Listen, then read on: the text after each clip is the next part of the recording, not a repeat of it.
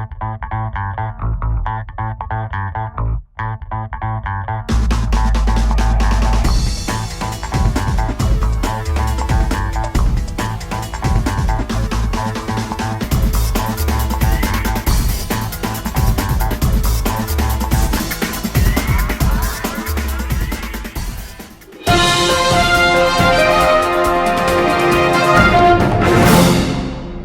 so do you know who's running? Barack Obama and Mitt Romney. I know. But as far as I know, it's down to Romney. And do you know who? Mitt Romney.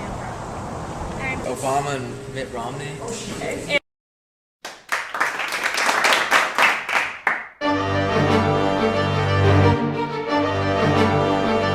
Can you tell me who this man is? That looks like a guy from Glee, but I don't really know who that is. Can you tell me who this man is?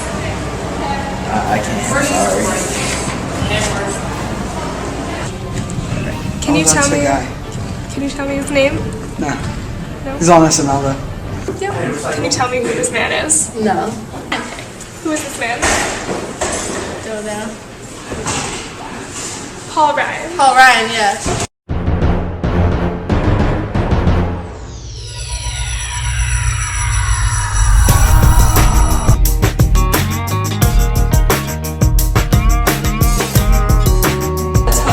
Saw his teeth. You're still. That'd be Joe Biden. Perfect. That's Joe Biden. That's Joe Biden. That's Joe Biden. Yes. No, wait. Yeah, it's Joe Biden. Democrat, vice president. Joe Biden. And what party is he? Democrat.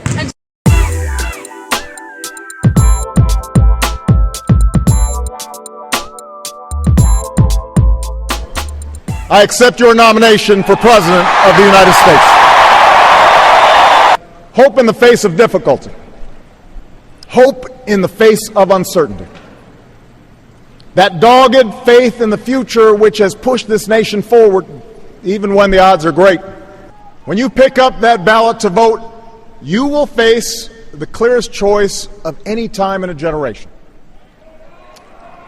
Mr. Chairman and delegates, I accept your nomination for President of the United States.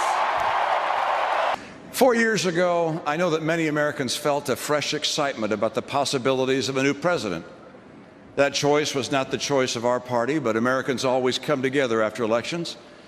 We're a good and generous people, and we're united by so much more than what divides us.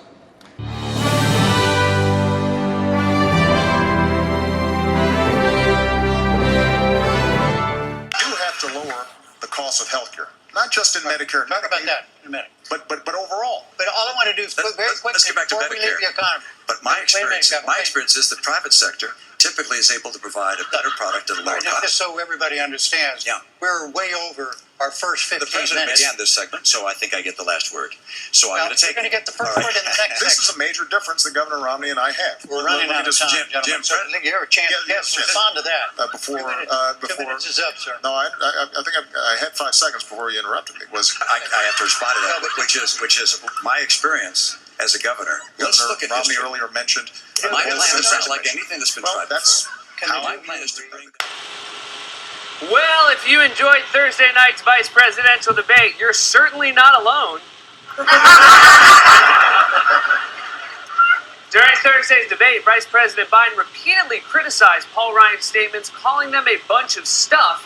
In fairness, a bunch of stuff is the entire text of the Romney-Ryan economic plan. A few months ago, when you were asked what's the biggest geopolitical threat facing America, you said Russia. Not Al-Qaeda, you said Russia. In the 1980s are now calling to ask for their foreign policy back because, the Cold War has been over for 20 years. But in order to be able to fulfill our role in the world, America must be strong. America must lead. Our Navy is smaller now than any time since 1917. I think Governor Romney maybe hasn't spent enough time looking at how our military works. You mentioned the Navy, for example, and that we have fewer ships than we did in 1916. Well, Governor, we also have fewer horses and bayonets because the nature of our military has changed. We have these things called aircraft carriers. And if I have the privilege of being your president for another 4 years, I promise you I will always listen to your voices. I will fight for your families.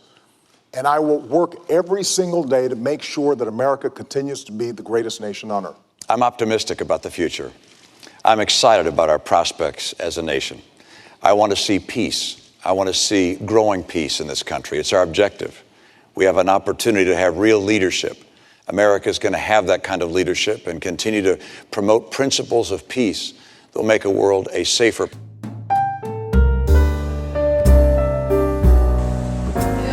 There's Mitt Jr. and Timmy and that girl. Yeah, her. I know he has 4. Do you?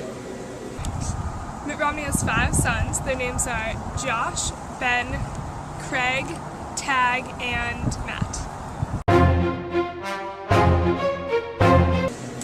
Chicago. Probably the White House, but no. Thank you. Also, where does Barack Obama live right now? Technically his residence is in Hawaii, but he also has one in Chicago, I believe. And the White House, probably, right? And the White House. Yeah. Okay, thank you so much.